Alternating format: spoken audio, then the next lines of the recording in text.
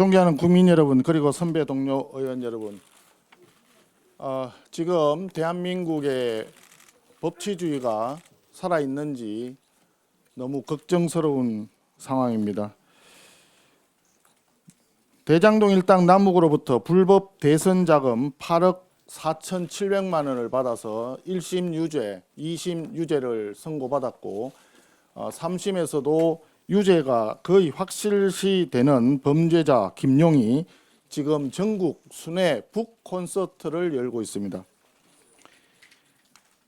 여기에 국회의장, 여당 대표, 국회 법사위원장, 경기도지사 등등 정권 실세들이 우르르 몰려가서 제가 보기에는 아부성 발언을 지금 늘어놓고 있는 것 같습니다. 제정신을 가진 사법부라면 무죄 취지로 파기환송할 것이다, 이런 이야기도 있었고요. 검찰과 법원 개혁을 해서 김용이 제자리로 돌아오도록 하겠다. 범죄자 김용을 제자리로 돌려놓는 것이 사법개혁이라고 하는 이야기입니다. 앞뒤가 맞는 얘기인지 저는 이해가 잘 안 됩니다. 아마도 사법부를 때려잡아가지고 범죄자를 영웅으로 만들겠다, 그런 노골적인 협박 선동 아닌가 싶습니다. 그런데 김용이 저토록 위세를 부릴 수 있는 사유가 도대체 뭘까? 첫째, 이재명 대통령이 이런 얘기를 했다고 합니다. 내 분신과도 같은 사람. 이재명 대통령이 직접 인정한 최측근 실세이기 때문에 가능한 이야기입니다. 둘째, 김용의 죄는 김용 개인의 비리가 아닙니다. 김용의 죄는 더불어민주당 대선 후보였던 이재명 대통령의 선거 자금 비리이고, 이재명 당선을 위해서 선거 자금을 받았고 대통령을 대신해서 감옥에 갔다는 것. 그래서 그렇게 뻔뻔스럽게 위세를 부릴 수 있는 것 아니냐라고 하는 것이 국민들의 생각이신 것 같습니다.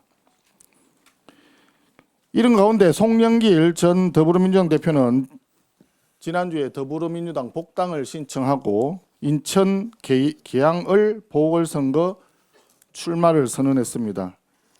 마치 자기가 지금 이미 국회에 들어온 것처럼 지금 하고 있습니다. 송영길, 노웅래, 허종식, 윤관석, 이분들이 돈봉투를 돌리면서 소위 더불어민주당 전당대회를 만드신 분들인데 무죄 판결을 받았습니다. 그런데 그 무죄 판결의 이유가 뭐냐? 위법한 증거 수집 때문에 그렇다, 이런 이야기입니다. 위법 수집 증거라고 하는 법리가 있고 하는데 그 법리는 이상하게 여당 의원들만 적용되고 야당 의원들은 적용이 안 됩니다. 왜 그런지 사법부도 이해하기가 어렵습니다. 결론은 무죄를 받긴 받았지만 증거 수집 과정에 절차에 문제가 있었다는 것 때문에 무죄인 것이지 돈봉투를 돌렸다라고 하는 사실은 변한 게 없다라고 하는 점입니다. 그런데 이재명 대통령은 돈봉투 일당의 주범인 송영길 전 대표에게 직접 응원 전화, 격려 전화까지 했다고 합니다. 이러한 부끄러움도 없는 더불어민주당의 전당대회 전통이 바로 공천 뇌물 사건으로, 돈 공천 사건으로 연결되는 겁니다. 지난번에 공천 뇌물 사건 관련해서 강선우 의원 수사 그렇게 민거적대다가 이번 주에 이제 본회의에 체포 동의안을 상정할 예정이라고 합니다. 김병기 의원 수사는 경찰이 소환 조사도 지금 제대로 하지 않았다고 하고 있습니다. 거기에 덧붙여서 통일교 게이트 사건에 제일 먼저 이름을 올렸던 전재수 전 장관이라고 해야 되나요? 전재수 전 장관의 경우에는 4천만 원 플러스 명품 시계 2점 이렇게 처음에 나왔던 것이 어느 날 갑자기 숫자가, 금액 숫자가 좀 달라지고 이상한 상황이 벌어지더니 지금 전재수 전 장관은 부산시장 출마한다고 부산 전역에 플랜카드를 내걸고 있는 이런 상황입니다. 더불어민주당이 가진 핑계로 통일교 특검, 공천 뇌물 특검을 거부하면서 경찰은 또 차일피일 수사도 뭉개고 있고, 이런 것이 바로 이재명 정권의 민낯인 것입니다. 돈 봉투 주고받고 공천도 돈으로 사고 팔고, 통일교를 비롯한 종교단체에서 검은 후원금 받아 챙기고, 이런 더불어민주당, 이것이 바로 부패한 집단 아닙니까?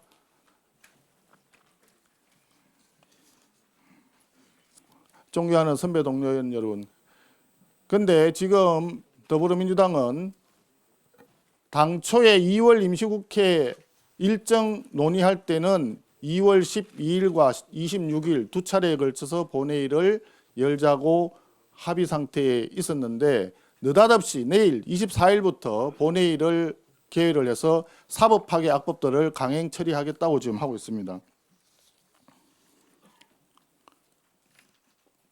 사법파괴 악법들 중에 강행 처리하겠다는 것 중에 첫 번째가 법 왜곡죄입니다. 법 왜곡죄는 결과적으로 검사들에게 이재명 대통령 공소 취하를 하지 않으면 당신도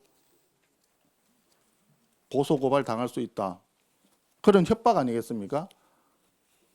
거기에다 대법관 증언, 이재명 대통령과 더불어민주당 입맛에 맞는 대법관으로 대법원을 장악해서 그들에게 유리하면 풀어주고 야당은 잡아놓고 대법원을 완전히 파괴하겠다는 거 아니겠습니까? 거기서도 안 되면 사심제 해가지고 대법원 판결도 헌법소원을 인정하겠다.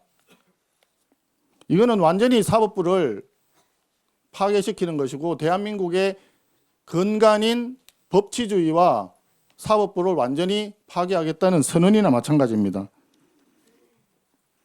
그런데 이런 사법 파괴가 왜 지금 이 시점에 저들이 주장을 하고 있느냐? 사법부가 가장 어려운 상황에 있을 때 밀어붙이겠다, 이런 이야기밖에 되지 않고 이재명 일병 구하기 위한 사법 왜곡이다, 저는 그렇게 생각을 합니다. 대한민국은 법 앞에 만인이 평등하고 그 어느 누구도 법 위에 설 수 없는 법치국가입니다. 그런데 이 나라의 법치주의와 헌정질서가 이재명 정권에 의해서 심각하게 위협을 받고 있는 것입니다. 여기에 한술 더 떠가지고 공취모라는 거 들어보셨습니까?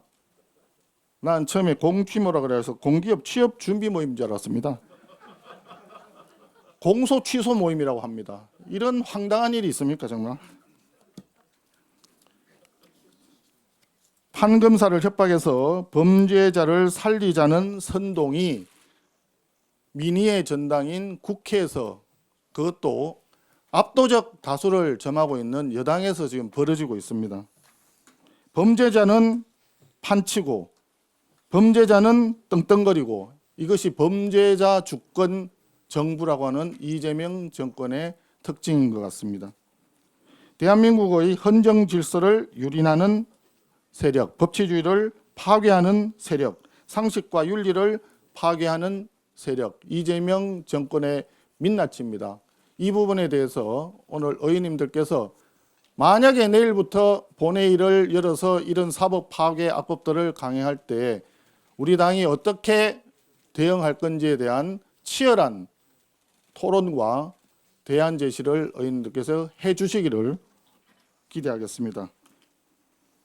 이 모든 논쟁과 혼란의 유발 책임은 집권 여당인 더불어민주당 이재명 정권에 있다는 점을 다시 한번 분명히 밝힙니다. 이상입니다.